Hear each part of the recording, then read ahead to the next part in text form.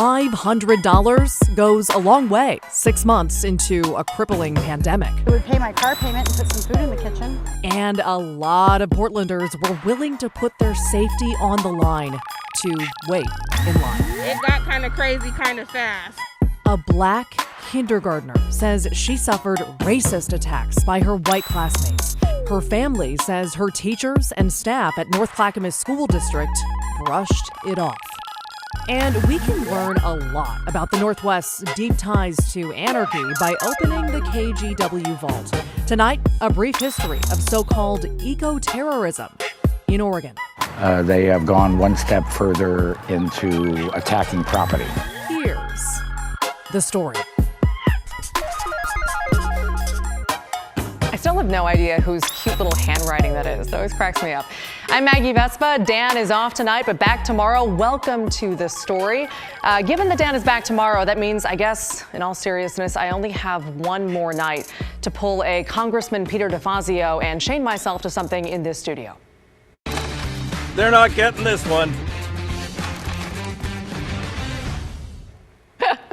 Oh, I love that clip so much. All right, but seriously, guys, thank you for being here. Thank you for watching. And please let us know what you think. It's what we do here. You can email the story at kgw.com. You can tweet at us with the hashtag HeyDan. That never changes whether he's here or not. You can also message Dan or me on Facebook. We have a team on it now. We read everything and we respond to as much as we can. Some of it here on the air. So with that, let's start the show. And before we jump headfirst into tonight's big story, I want to show you some videos from today.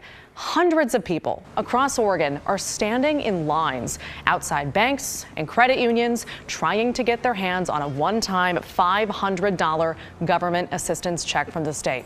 The banks and credit unions that were participating in this program asked people to make appointments, but purse strings are tight these days. We know that. And a lot of people either couldn't get an appointment or couldn't afford to wait.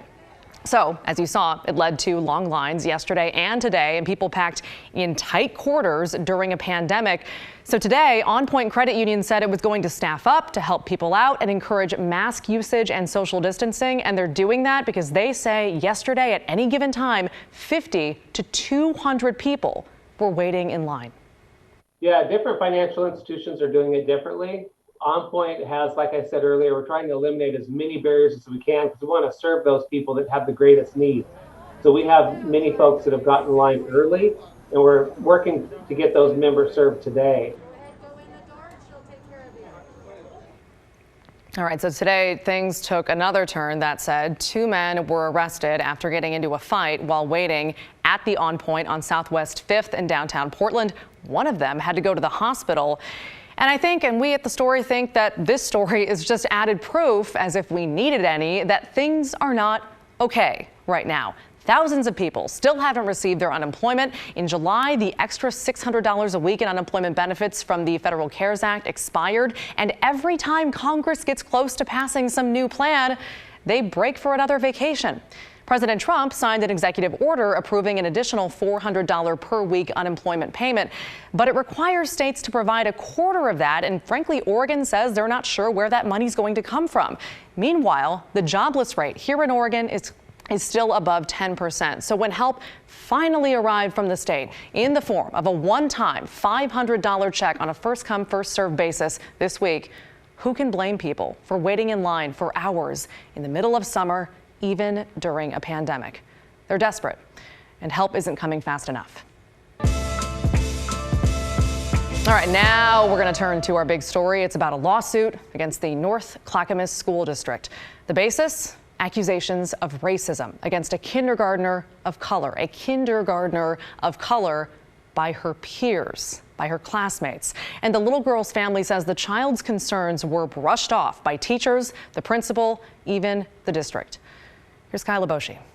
What African-American children go through daily. Jakari Jackson wanted the best for his daughter, so he moved his family to Happy Valley, just in time for little AJ to start kindergarten at Scouters Mountain Elementary School last fall. The 5-year-old got a warm welcome, but then came a chilling reality. And it was quickly realized that there was deep-seated issues in this school district. Over the next few months, Jackson said his daughter became the target of racially motivated attacks by her white classmates, that went beyond hateful words. There was physical violence and bullying by other students. She said, "Daddy, why do you keep letting them? I've been beaten up." That's what she kept saying. "I've been beaten up so many times and no one believes me." As a father, Jackson is a protector. But when he raised concerns with staff about discrimination and the fact his daughter's complaints were being dismissed, I said, "What are you guys doing about this?" And they said, "Well, we're doing everything we can. I don't know what else to say." Jackson soon realized he wasn't alone. Scouters Mountain showed me that they just don't get it. Rodney Jones pulled his 9-year-old son out of the same school. I didn't think that I would be able to coexist with the underlying racism there from the staff and from the staff period. I didn't think I was going to be able to deal with it. Last school year, black students made up about 2% of the North Clackamas School District student body, and only 1% of North Clackamas teachers are black. We want to be an active part of this community, but we want to be accepted within this community. Ashley Butler and other parents have tried to make changes within the district, only to be disappointed. And that we knew there were insurmountable challenges there, that we needed support and help. She wasn't the same little girl. Jackson felt he had no choice but to remove his daughter from Scouters Mountain. That school was toxic, and I watched my daughter, who was very outgoing and personable, feel absolutely betrayed, ridiculed, and isolated from a place that she was supposed to feel safe and protected. He's now suing the school district, explained his attorney, Brenna Legard. If we're going to, as a society, address systemic racism, we have to start in a school. In response, the district said North Clackamas Schools strives to affirm the identity of each and every student, family, and employee. North Clackamas Schools' equity stance is at the center of its educational commitment and influences all aspects of the district's operations. For this reason, any allegations of North Clackamas Schools failing to meet the goals articulated in the equity stance are taken extremely seriously, and North Clackamas Schools will undertake all appropriate action. All right, Kyle Aboshi joining me now. So, Kyle, the family with their suit, I mean, what are they looking for with this lawsuit? All right, so the lawsuit is really looking for three things. One, an apology to the little girl, also systemic change in the way discrimination is handled within the district, and then finally damages.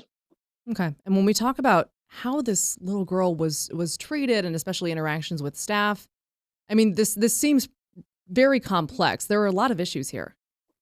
There are a whole host of issues, including how black students are treated compared to their white counterparts. And it was pretty interesting in looking into this. In 2014, there was actually a study of black students in 6 Oregon school districts that found more frequently and more harshly they were punished than their white counterparts. It's worth noting, though, North Clackamas was not part of that study, but some interesting data there to think about. Yeah, definitely. All right, Kyle Aboshi, thank you so much.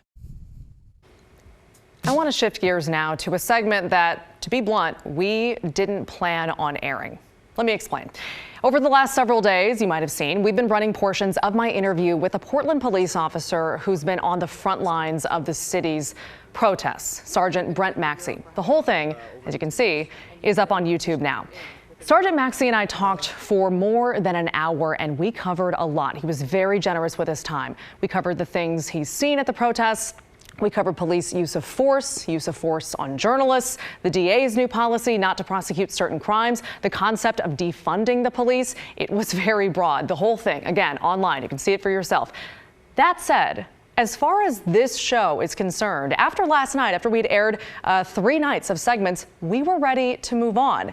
Then this happened. The official Twitter account for the spokesperson for the Department of Homeland Security harvested a clip from our video and tweeted it out themselves. We did not know they were going to do that, by the way. It's pretty unusual. And you can see they wrote, Portland's politicians are silencing their police officers. Trying to cover up the truth is a strong indicator that it's not on your side. From there, conservative media and writers picked it up, and frankly, it's now a thing. 129,000 views in 24 hours. So since they're talking about our interview, let's provide a little more context behind this tweet. Here's part of the clip that DHS is talking about. You can listen for yourself. And a note, the man off to the side, and you'll see him in part of the video, is Portland Police Bureau spokesman, Officer Derek Carmen. A lot of people have, including the mayor, have said that they had the impression that the protests were dying down just before the... I'm sorry? Okay. We're not allowed to talk about federal law. Even just your take on... Any litigation. Okay. Anything tied to it? Can't talk about the federal officers at all? No. I mean, the mayor is the police commissioner. He's talked about it. Maybe he's talking to the mayor. We're not allowed to say. Okay. Is that from the chief? That's the direction chief, City attorneys attorneys and city council. Okay. Okay. All right, so again, what you heard was Officer Carmen telling me that the mayor, the city council, and the police chief had told Portland police officers they could not talk about the presence of the feds in Portland, period. DHS, you saw in the tweet, is accusing the city of trying to cover up the truth. So that in mind, we reached out to Mayor Wheeler's office today, and his spokesman said simply this, quote, there was direction at one point from the mayor and the police chief to avoid talking about federal actions. I also got an email from the police spokesman in that video, Officer Carmen, and he said when he spoke in that video, he was referring to that direction and to a city council resolution that prohibited Portland police from working with the feds. And there's also, it's worth noting, a lawsuit between the state and DHS, so police didn't want to comment on that. But let's be real. We know the relationship between the city of Portland and the feds, aka DHS, was and is strained at best and under a white-hot spotlight. Hence, the moratorium on that topic. All right, moving on. Last night on The Story, we heard about the Black Resilience Fund. It's a local grassroots fundraising campaign that aims to get money quickly and directly to Black Portlanders in need. The Washington Post just wrote about their success. They've raised $1.5 million since June 1st. And this week, the Black Resilience Fund is looking to raise more money with their campaign, We Do Heal. It's endorsed, as you can see, by a lot of familiar Portland faces. A co-founder, Cameron Witten, is a longtime, there he is, Portland activist. He was big in the Occupy movement back in 2011. He ran the Q Center for a couple of years, and he's been at many of the recent protests supporting Black Lives Matter. So I asked him his take on some of the violent moments at recent protests, like cases of arson and vandalism. Obviously, things like arson, vandalism, these things are illegal. But as we know, right now, we are in the middle of trying times, and there are a lot of folks who have not been heard. There are a lot of folks who are continuing to feel frustration that we do have a lot of value over protecting property, but we've never shown that same kind of fortitude, that same kind of support towards protecting lives. So I'm obviously not out there vandalizing, setting fires, but I cannot sit here and say that this is completely irrational.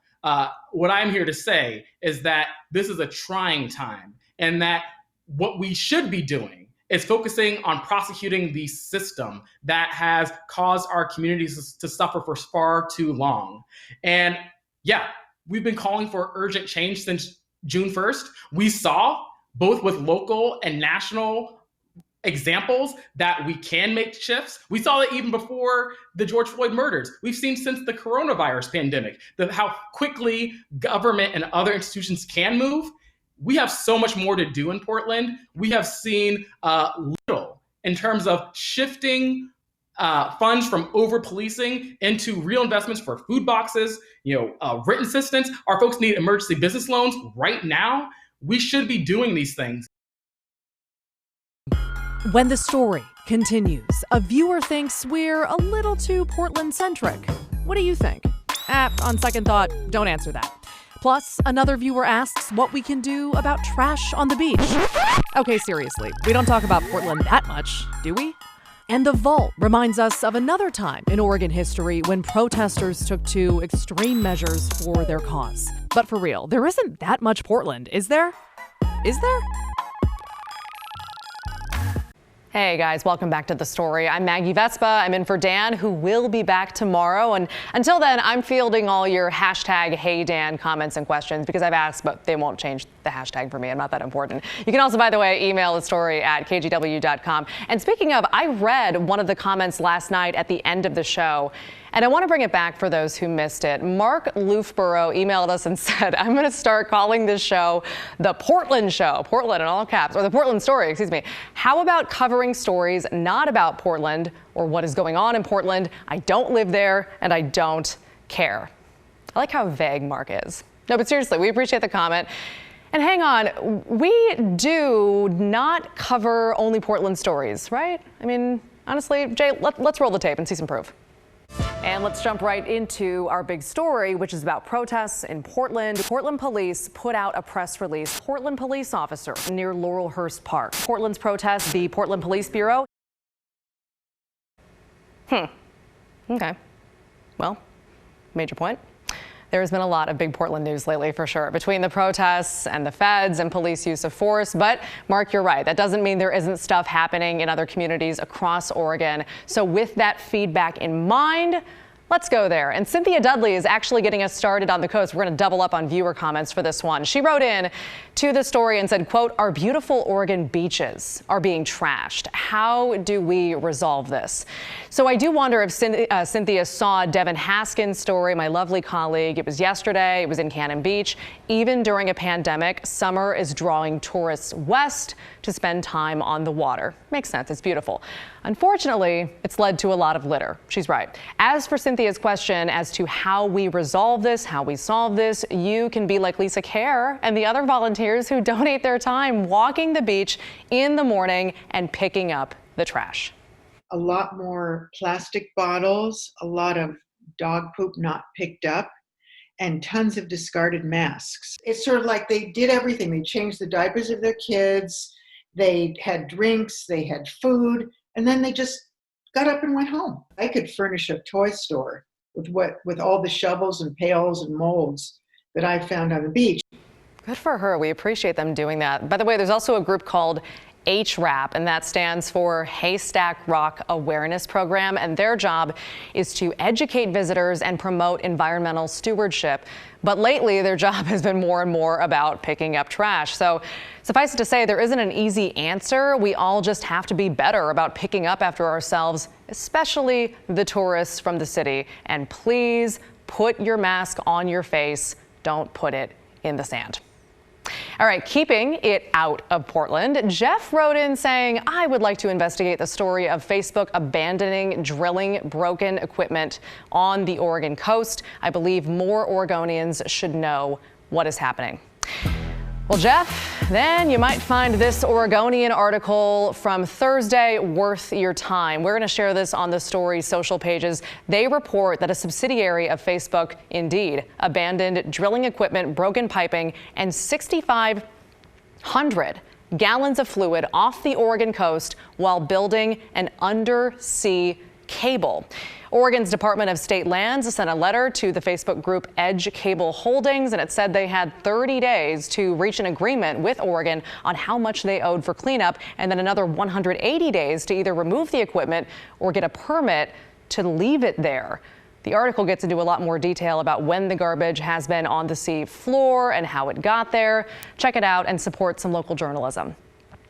All right, switching gears again now to expand more on a topic that we touched on last night. Our Kyle Aboshi, you might have seen, interviewed a retired federal prosecutor who worked on a lot of cases involving violent left-wing protesters, specifically groups that became known as eco-terrorists.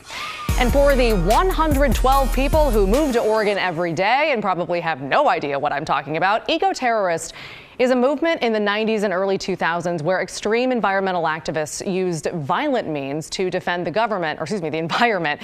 Definitely the environment. It was a rather infamous chapter in Oregon's history, like the 1998 burning of a Forest Service building in Medford, the torching of an animal research facility in Olympia, also in the late 90s. Or that one there, the toppling of a BPA tower in 2000 outside Bend.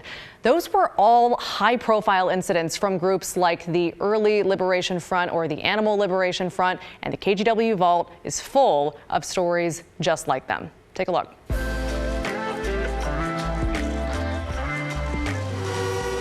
The FBI is looking for those who torched these $30,000 SUVs Friday. It's the second arson in less than a year at this Eugene car dealership. Among the potential suspects, the Earth Liberation Front. Our investigators, as well as those that we're working very closely with, are very familiar with different elements out there that could potentially seek some publicity in various ways. It's very much in line with something that could be claimed by the Earth Liberation Front, but it wasn't. Just the same sort of political ideas. Members of the Earth Liberation Front say it's okay to destroy property in an effort to save the environment. It draws attention to their cause. It inflicts economic damage. The third goal in a lot of these actions is to create an atmosphere of threat that says if you're an entity out there, if you're somebody else who's destroying the natural environment, you may be considered the next target of the ELF or a group like them. ELF is a group of people who, because peaceful methods in their opinion have not worked, they have gone one step further into attacking property. Dr. Gary Perlstein, a sociology professor, studies groups like ELF and reviewed the written anonymous claim. And I think that's probably what happened, is members of their group found a few other people to help them, and they went out on their own. All right, so interesting. By the way, if the vault ever jogs your memory about something else in the Northwest history, and we get awesome vault ideas all the time into our email, let us know and we'll try to dig it up. Just use that hashtag HeyDan or email the story at kgw.com. And one of the emails that we might be getting was, yes, it is the Earth Liberation Front. May or may not have been written in the prompter as early. I may or may not have had a Ron Burgundy moment and read it as written. So much fun. It's almost the part of the show where we read what you have to say to us. So get out your phones, tweet at us, use the hashtag HeyDan. And let's be honest, your phone's probably been in your hand the entire time anyway. So that's kind of how these things go these days. We're going to finish up the story coming up next. All right, reading the comments now. Patty via email wrote in about Kyle Leboshi's big story, and she said, I'm so sad that 20 plus years later, North Clackamas School District has not changed. Our daughter had racism issues over the years of school at Clackamas. The lack of belief by teachers was appalling. I'm so sorry for whatever your family endured. That said, this is an active lawsuit, and the details on that specifically and the response from the district are part of Kyle's story at kgw.com. All right, Mike via Twitter wrote, I clean our local park daily. I understand how frustrated people are about litter in state parks. It's hard to understand why people are so disrespectful toward the parks. Yeah, completely agree. Full stop. And then Mark Lupfuro wrote via email, thanks Maggie, you even pronounced my name right, amazing, good job. He's the one who wrote in and said this might as well be the Portland story, cover something outside of Portland. So Mark, I'm so glad you wrote in. It was a great idea and I'm glad you saw us answer your question. That's what we do here on The Story. So again, pick up your phone if you're not already holding it. Follow us on Twitter. Use the hashtag HeyDan. You can always email the story at kgw.com. Thank you guys for having me this week. This was such a blast. And Dan is back tomorrow. We'll see you tomorrow. Have a good night.